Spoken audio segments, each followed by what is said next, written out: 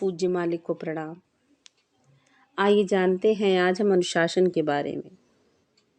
तो चारी जी जब विदेशी दौरे पर जाते थे और वहाँ के जिज्ञासु अभ्यासी लोगों से बात करते थे तो उन्होंने अनुशासन के बारे में किस तरह से उन्हें समझाया, किस तरह से उनकी वार्ता हुई। तो वही वार्ता इस वीडियो के माध्यम से आइए हम जानते हैं। वो कहते हैं कि मैं सोचता हूँ कि अनुशासन के बारे में मुझे कुछ बात करनी चाहिए। यह मेरा पसंदीदा विषय है।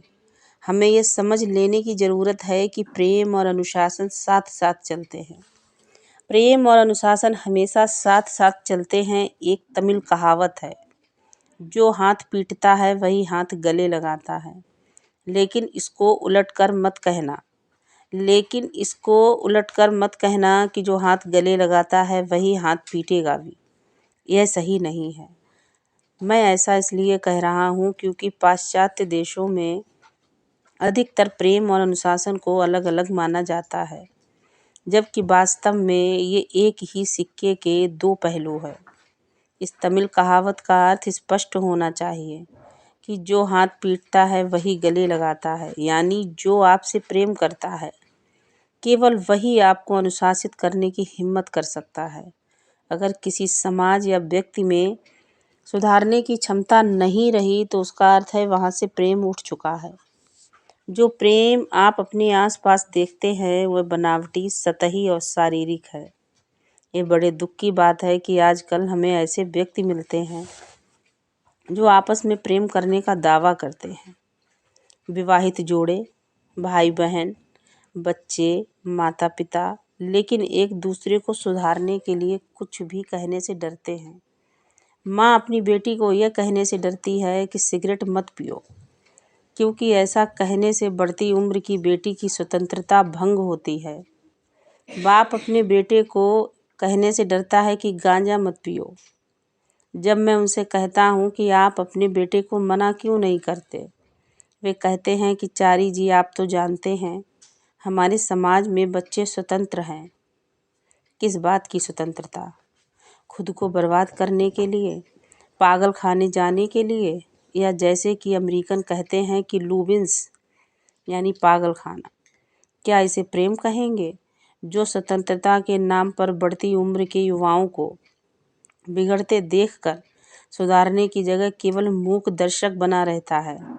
मेरी समझ में तो यह विडंबना ही है कि माता पिता स्वतंत्रता के नाम पर अपने बच्चों को ठीक तरह से सिखा नहीं रहे।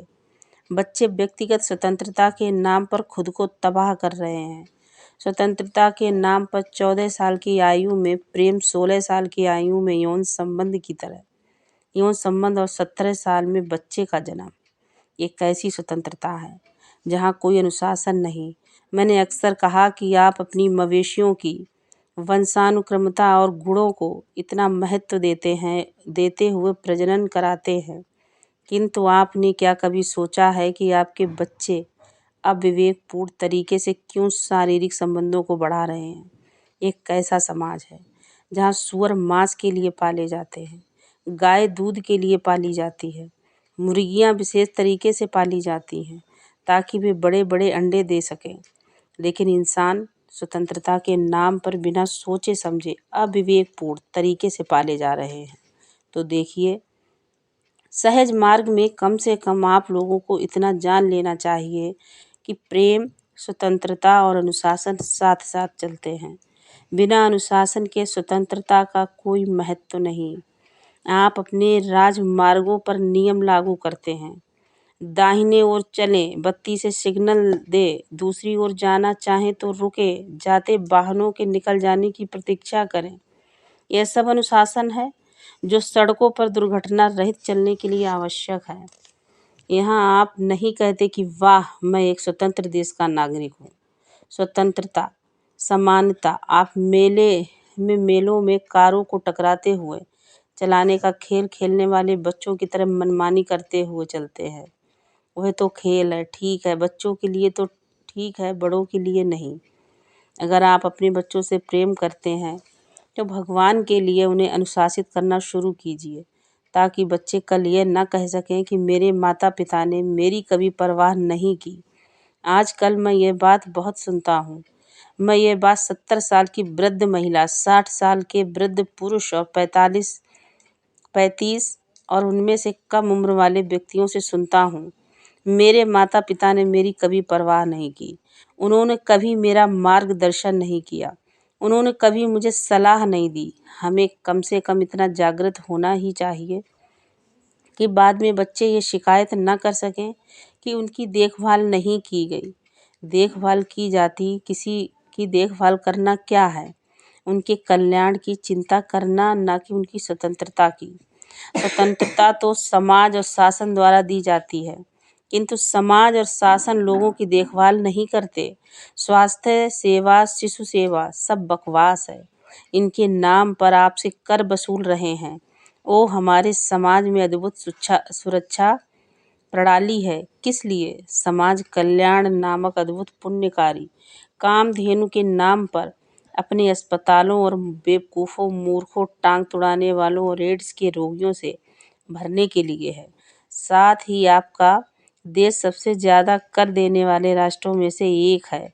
यह कर का पैसा कहाँ जा रहा है? बढ़िया अस्पताल, बढ़िया पागलखाने और बढ़िया जेल बनवाने में।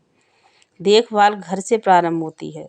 देखभाल एक पवित्र काम है और बच्चों को पैदा करके स्वतंत्रता के नाम पर छोड़ देना काफ़ी नहीं है।